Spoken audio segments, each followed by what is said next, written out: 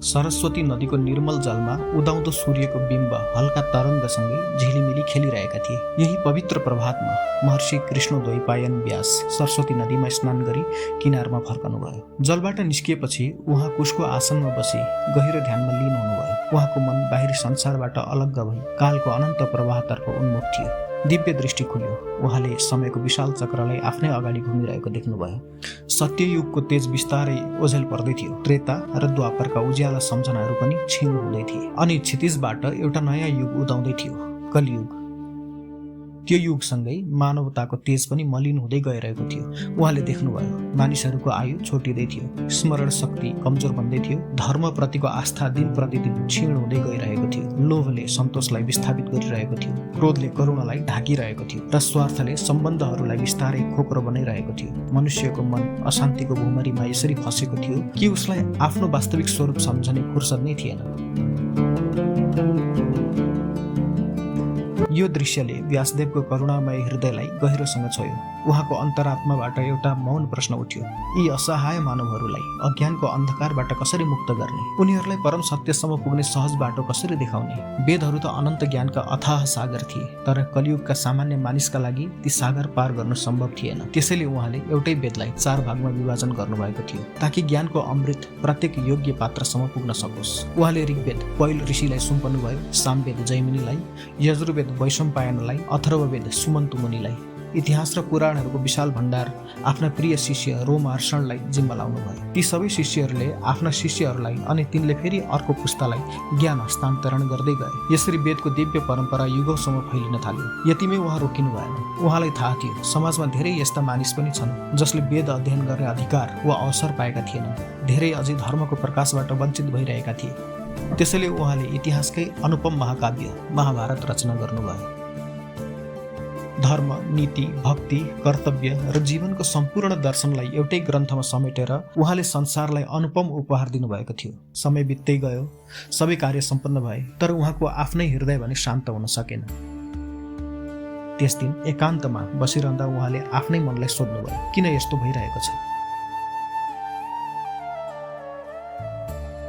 नदी किनारमा चराचुरुङ्गीको चिरबिर र सरस्वतीको कलकल ध्वनि बाहेक पूर्ण मौनता थियो। अचानक त्यो मौनतालाई चिरेर एउटा मधुर वीणाको स्वर आकाशभरि फैलियो। त्यो स्वर कुनै साधारण सङ्गीत थिएन। प्रत्येक झङ्कारसँगै नारायण नारायणको दिव्य स्तुति वातावरणमा गुन्जिन थाल्यो। वनका चराहरू मौन भए, समीर पनि मानौ केही क्षण रोकियो। सम्पूर्ण प्रकृति श्रद्धापूर्वक कसैको प्रतीक्षा गरिरहेको जस्तो देखिन्थ्यो। व्यासदेवले आँखा उठाउनु भयो। टाढाबाट तेजस्वी दिव्य पुरुष आश्रमतर्फ आउँदै हुनुहुन्थ्यो। हातमा वीणा, मुखमा सदैवको मधुर मुस्कान, शरीरबाट दिव्य प्रकाश झल्किरहेको थियो। व्यासदेव तुरुन्तै उठ्नुभयो। श्रद्धाभावले अगाडि बढेर उहाँको स्वागत गर्नुभयो, चरण धोइदिनु भयो र उच्च आसनमा विराजमान गराउनु भयो। ब्रह्माका मानस पुत्र नारदको सामुने स्वयं वेदव्यास पनि एक विनित शिष्य झैँ मौन भएर बस्नुभयो। नारदले व्यासको मुखमा छाएको गहिरो विषाद निहाल्नुभयो। केही क्षण मौन रहेपछि उहाँले मन्द मुस्कानका साथ सोध्नुभयो, हे महर्षि, के सबै कुशल छ? तपाईँको मनमा कुनै अशान्ति वा अपूर्णताको ग्लानि त छैन? देवर्षि नारदको तेजस्वी मुखमण्डलतर्फ हेर्दै व्यासदेव केही बेर मौन बसिरहनु भयो। अन्ततः उहाँको हृदयमा दबिएका वेदना शब्द बनेर बाहिर आए। विनम्र स्वरमा उहाँले भन्नुभयो, हे देवर्षि, तपाईँले मेरो जीवन र मेरो अन्तर्मनलाई जसरी बुझ्नुभयो त्यो पूर्णतः सत्य हो। मैले वेदहरू विभाजन गरेँ, महाभारत लेखेँ, पुराणहरू रचना गरेँ, मानवताको हितका लागि सक्ने सबै प्रयास गरेँ, तैपनि मेरो अन्तर्मन किन पूर्ण सन्तुष्ट हुन सकेको छैन? एउटा अज्ञात रिक्तताले मलाई निरन्तर पोलिरहेको छ। म आफै पनि बुझ्न सकिरहेको छैन यो असन्तोषको वास्तविक कारण के हो। त्यसैले हे ब्रह्माका दिव्य पुत्र, म तपाईँकै शरणमा आएको छु। कृपया मेरो हृदयमा लुकेको यो पीडाको मूल कारण बताइदिनुहोस्। तपाईँ सर्वज्ञ हुनुहुन्छ, तपाईँका लागि कुनै रहस्य अज्ञात छैन। व्यासदेवको स्वरमा अब पूर्ण समर्पण झल्किन्थ्यो। सूर्यको प्रकाश झैँ तपाईँ तिनै लोकमा निर्बाध विचरण गर्नुहुन्छ। वायुले जस्तै प्रत्येक प्राणीको अन्तरतमसम्म सहजै प्रवेश गर्न सक्नुहुन्छ। त्यसैले तपाईँ त सर्वव्यापी परमात्मा जस्तै प्रत्येक हृदयका साक्षी हुनुहुन्छ। हे देवर्षि, कृपा गरेर मेरो यस असन्तोषको वास्तविक कारण प्रकट गरिदिनुहोस्। म तपाईँको वचनलाई जीवनको अन्तिम सार, अन्तिम सत्य मानेर ग्रहण गर्नेछु। वेदव्यासका कुरा सुनेपछि शान्त स्वरमा नारदले भन्नुभयो, हे महर्षि, तिमीले धर्मका अनेक मार्गहरू देखायो, कर्म, ज्ञान र वैराग्यको अद्भुत व्याख्या गर्यो, तर भगवान श्रीकृष्णको निर्मल यश, उहाँका दिव्य गुण, नाम र लीलाको अमृत रसलाई संसारभरि पूर्ण रूपमा प्रवाहित गर्न सकेनौ।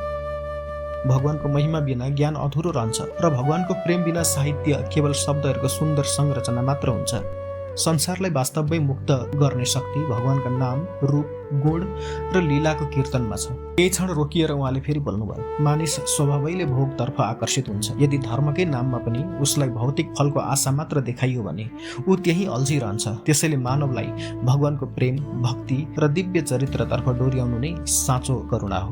भक्ति मार्गमा साधक कहिलेकाहीँ चिप्लिए पनि उसको यात्रा व्यर्थ हुँदैन, तर भगवानप्रतिको प्रेम बिनाको कर्म र ज्ञान अन्ततः अपूर्ण नै रहन्छ।